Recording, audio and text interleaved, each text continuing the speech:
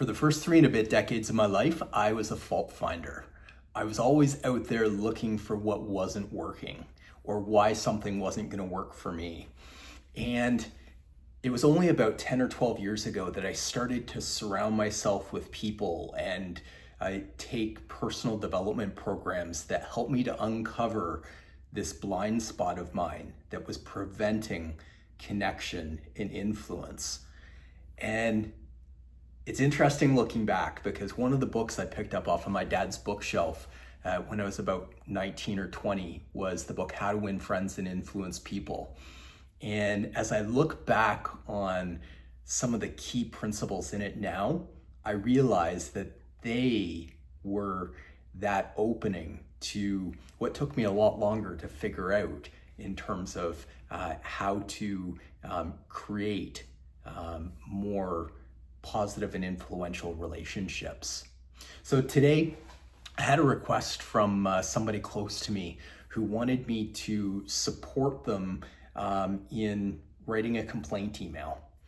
Simple, situation where they weren't happy with a situation at an experience that they had where they were a customer, and they wanted to file a complaint.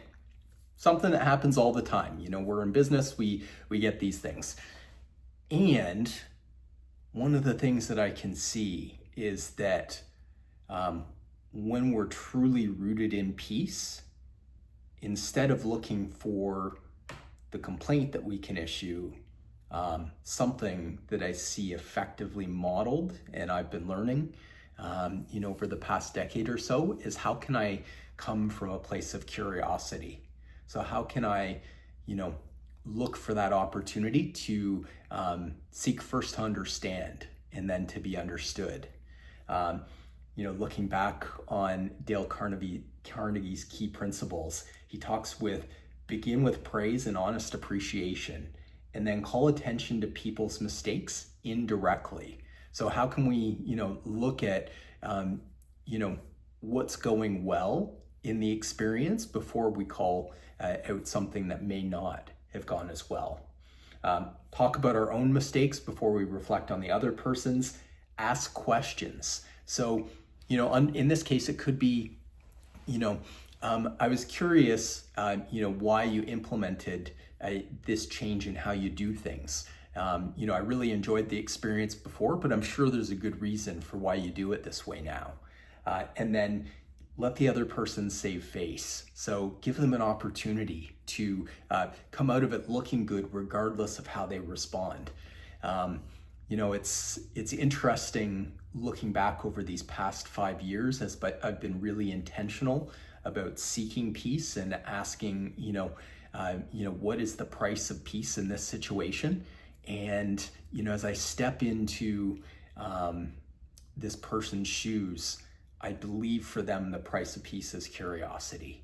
I know that they weren't happy with the experience that they had.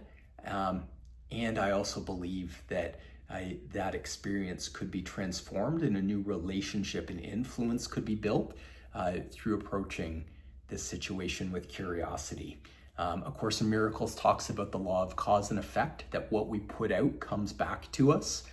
And I really have come to see that people who are issuing complaints out there are the same ones who are dealing with even more complaints coming back, not directly, not in a linear fashion, but from their own customers, from the people in their life that they're dealing with.